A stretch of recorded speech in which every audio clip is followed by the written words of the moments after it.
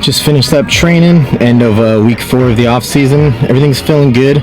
Gonna start moving into different exercises for the next 3 to 4 weeks, and then progressing from there. The missus, she did a deload week. How do you feel? Ready to train again.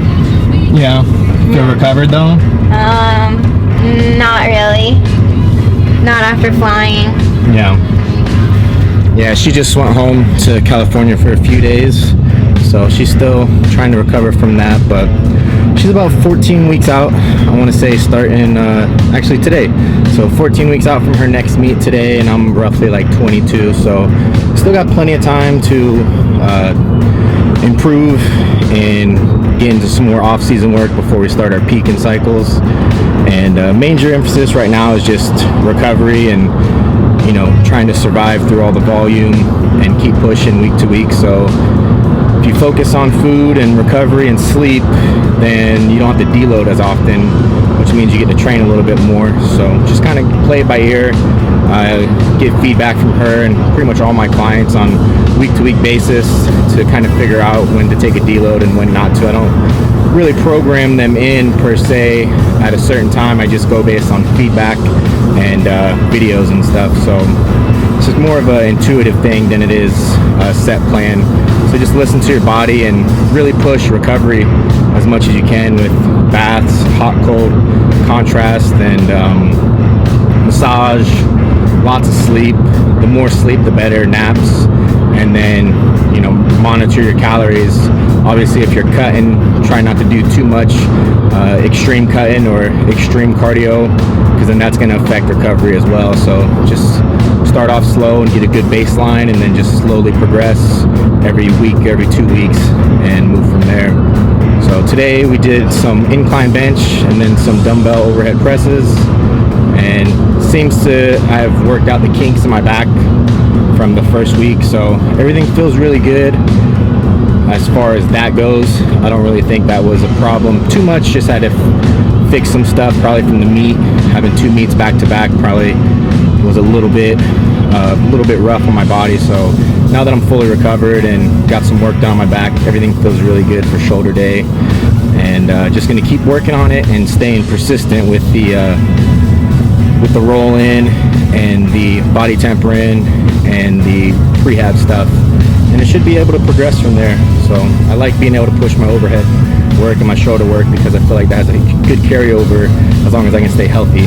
So check out the video, make sure you guys like and subscribe, and share with everyone. And until next time, guys, take care.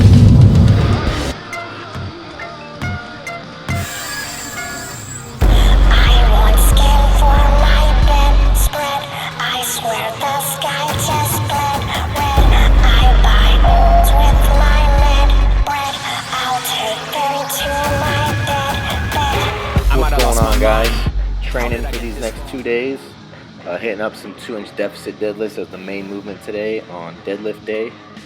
Conventionals, these felt pretty good. Worked up to 585 for a good solid 4 reps. Was doing 5x5s, but didn't want to get too grindy. The biggest thing for me in the off season is just trying to solidify good quality reps and just build week to week. I don't like to have too many grinders, if any, during the off season. Sometimes I miscalculate and things happen, but I would rather, you know, not finish the prescribed reps rather than grind a weight out. So here's the 585.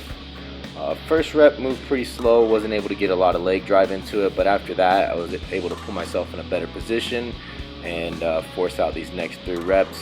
Everything moved really well. Definitely could have got a 5th rep in, a 6th rep, but you know, the quality wouldn't have been there, so why even bother? Now is not the time to push those type of things. Now is the time to build good quality motor patterns, good quality muscle, and the best way to do that is through good quality repetitions.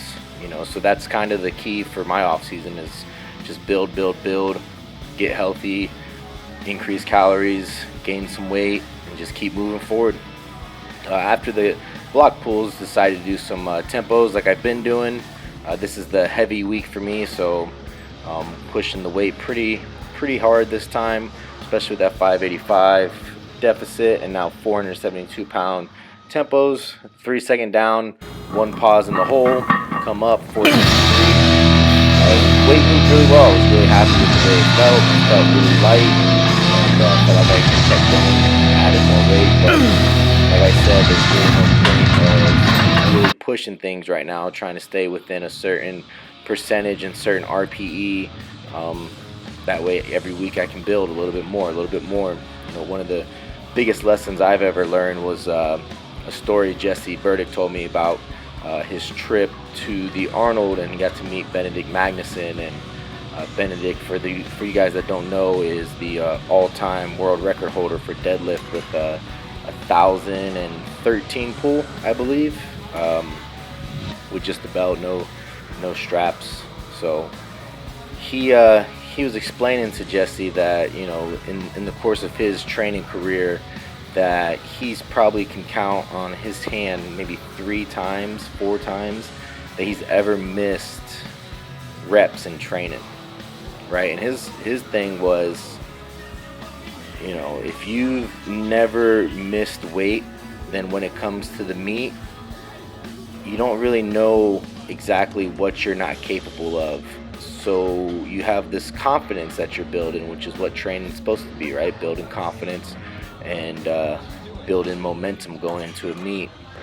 So if you've never missed a weight, then when you put the weight on the bar, you have that mentality of, I've never missed anything in training, I'm not going to miss now on meet day. And the fact that you haven't missed any weight means you didn't grind anything, so you have a lot of good quality motor patterns built up, you know, within that training program. And I mean, you got to imagine the guy's been training for well over a decade and only missed weights 3 to 4 times, and knew exactly why he missed them and fixed it. And his biggest thing, and I've heard Ed Cohen talk about this as well, is just, you know, if you set up your training program the right way and you do everything according to what you're capable of, and you don't have crazy goals like adding 200 pounds to your squat in a 12-week cycle, you should never miss reps. It should all be about building confidence, building good motor patterns, and building good quality muscle. You know, so take that into consideration during the off season and even during your meet prep. You know, picking smart weights, picking smart attempts is really what comes down to being a good lifter and creating a good career in lifting and good longevity. So moving on to the next day, we did some close grip work, or we did some incline presses along with some dumbbell overhead presses. Worked up to 365 for 4. Got a little bit out of groove, so the 4th rep was a little bit of a struggle. And then did some dumbbell overhead press. Worked up for sets of 5 sets of 8 with 100-pound dumbbells, and then 125 for my top set.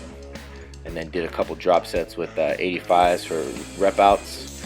And then after that, moved on to a nice shoulder circuit. I did the dumbbell side raises along with the cable rear delts, and then moved on to some upright rows along with bent over rear delts. And just, you know, this day is incline day, and then just a bunch of shoulders after that.